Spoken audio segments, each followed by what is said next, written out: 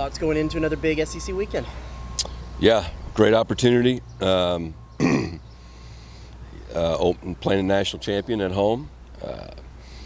I think both teams obviously aren't playing their best baseball, at least to this point in conference play, and so got two teams that are desperate to find some wins. So looking forward to the opportunity. This is great. This is a great chance for us to get our season turned around a little bit. I know it's the talking point of the season, but midway through, pace of play rules, how do you feel like they've gone for the fans? Yeah, I mean, I'm not a fan, so you have to ask them.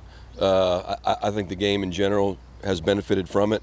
I do believe it was put in too early because we still don't, even at Texas A&M, we still don't even have a clock behind home plate for the pitcher to see. So I think we should have waited, but I think everybody's adjusted, and in general, it's kept the game moving a lot quicker pace.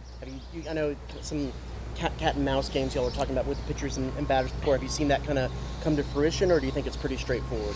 I think it's been pretty straightforward. I think everybody's just trying to survive right now. I think the longer it's in play and people get comfortable with it, then you may see some trickery and some gamesmanship go on. But for the most part, the umpires have done a really good job of what I would call preventative umpiring. They're not looking to call strike threes or call ball fours unless it's absolutely obvious, at least in my experience. So I think that's good on their part, and I think the players have done a nice job of adjusting, although we still are adjusting. There are some guys that you can tell who came in the game the other night and really, Dillard was really having trouble, getting things going, and so he hasn't pitched as much. So I think the more experience they have, the better off we'll be with it. Coming up to loss Tuesday, how do you think your team is reacting to Yeah, I think. We're all frustrated. There's no doubt about it. It's natural. Embarrassed.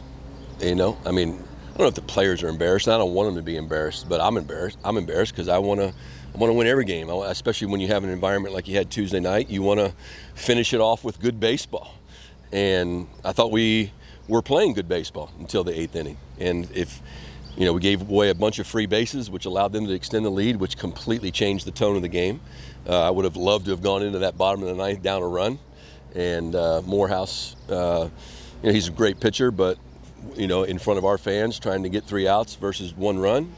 And if we wouldn't have scored our run or lost the game 3-2, I could have swallowed that one a little bit easier than the way it ended. But yeah, I think our guys I think they're very determined. I think they're frustrated, both individually and as a team, because we have put in good time. They are good kids. They do work hard. There isn't a culture or care or any of the deep-seated issue problem. They're all baseball-related problems, and the game's frustrating. It challenges you, but that's what separates the good teams from the average teams, and this is an awesome opportunity for me as the coach. It's just and for us as a coaching staff. This is what anybody can coach when everybody's swinging the bat great and everything, the ball's bouncing your way all the time. And that's fun. That's awesome. You stay out of the player's way, but what defines a program, what defines a coach, what defines a player is how do you evolve from the bad times or the adversity, and how do you find that drill or find that motivational thing to help a guy turn a corner. So that's the essence of coaching, and we're pulling out every trick we have. How is Minnick feeling after getting his first start? As far as I know, he's feeling pretty well. He's got some other issues with his legs that we're trying to get cleaned up just to make sure he can still play the field and be successful as a base runner. But hitting-wise, he's fine. He got a lot of at-bats yesterday and probably another 8 or 10 at-bats in simulated games. And so, that's one of those things we're just going to have to roll him out there and keep rolling him out there as long as he's healthy to get him at-bats. He was handling left-handed pitching awesome all fall and into the spring. Ironically, at least unless something changes, Ole Miss, they have a left-handed starter, but they lost one of their best pitchers for the year, or at least for a while, and Hunter Elliott, left-handed pitcher.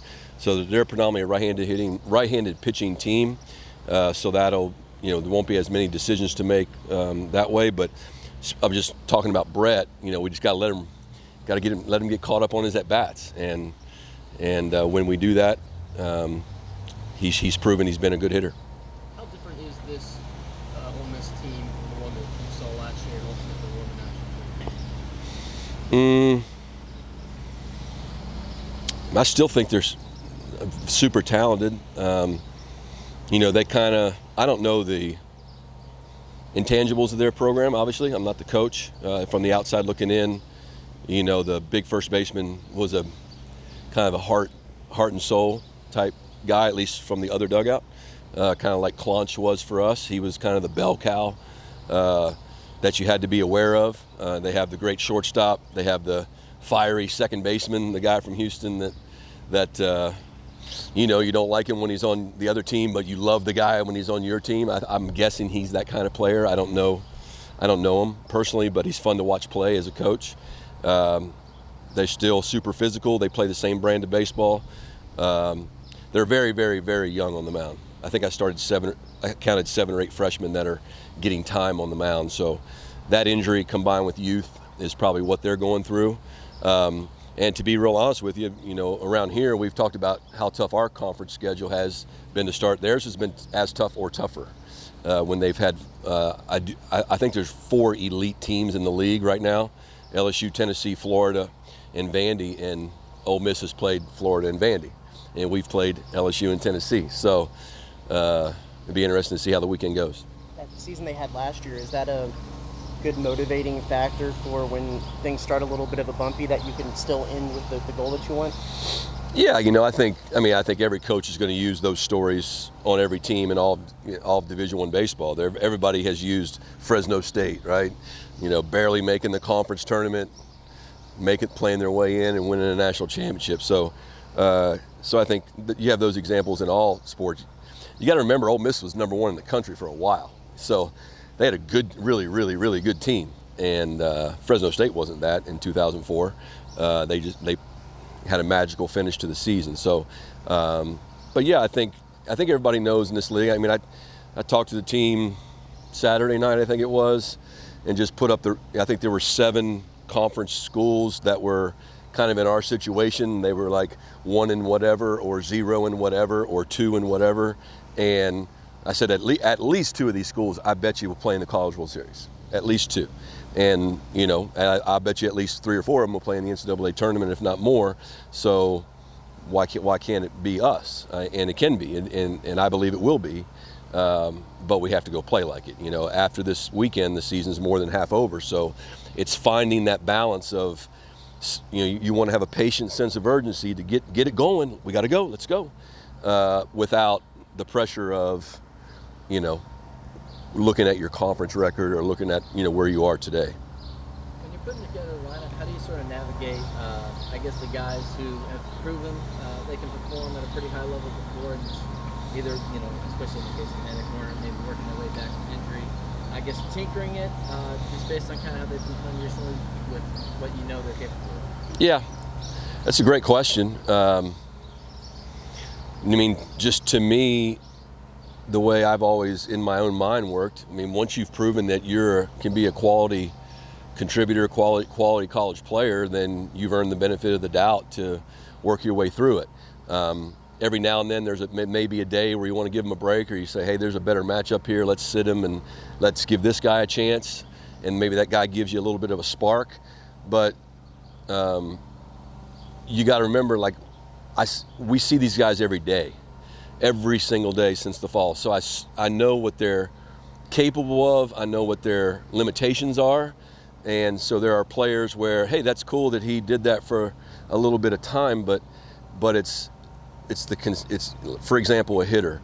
If a guy's landing on baseballs and he's consistently putting balls in play at a high velocity, then you'd like to think over time that is it's going to catch up with him. It's going to help him. He's eventually going to hit well, right? Whereas you have a guy who, he's done some nice things lately. He's had a couple singles, but since the fall, it's just luck. It's happenstance, and it's awesome to ride it for a little bit of time.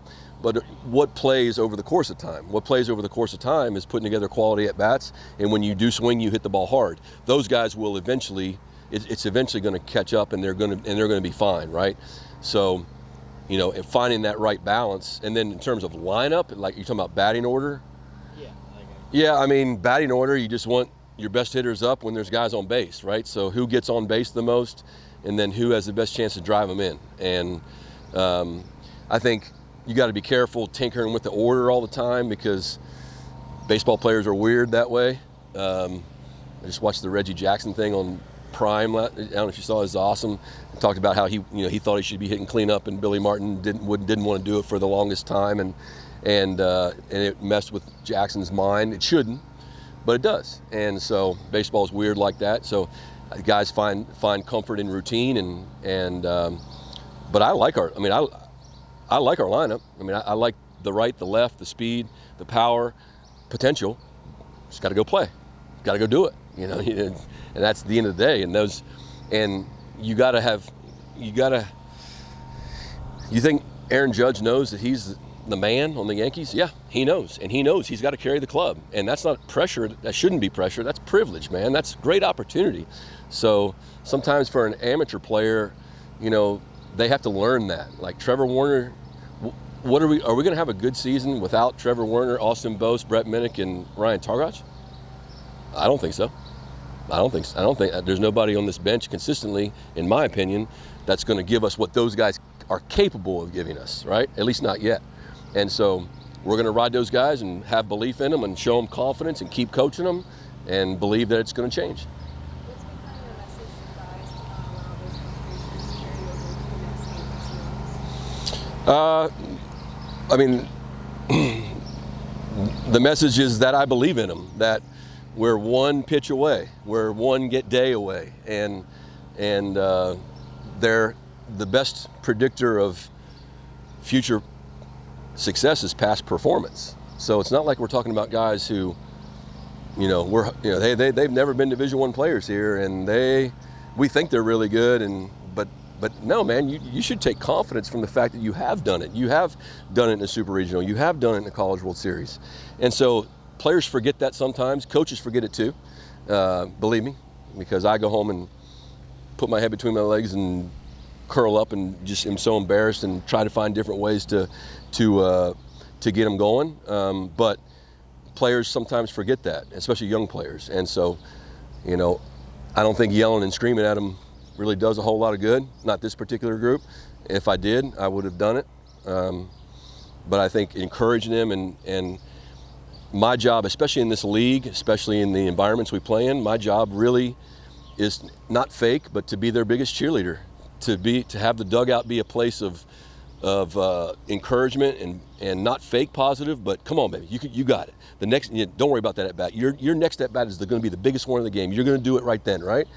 And then I think all we really are is a 2-out bases loaded double away from everybody being fine, right? But along with that goes pitching. And we had the lead in 4 of our 5 conference losses. We scored in the first inning of every single game against the best pitching staff in the country, I think, at Tennessee. And so you got to pitch with it. So when you score 2 in the first inning, you're like, oh, baby, here we go. And then you give up 5. I mean, it's a beatdown. So it's all tied together. You play as a team, and you win as a team, you lose as a team. Rotation this week? It'll be Detmer, Lampkin, and then, TBA for now. If we get to that point, Wansing had a pretty decent sim game yesterday, so it could be him. But right now, we're just going to take them one at a time. But Detmer and Lampkin to start.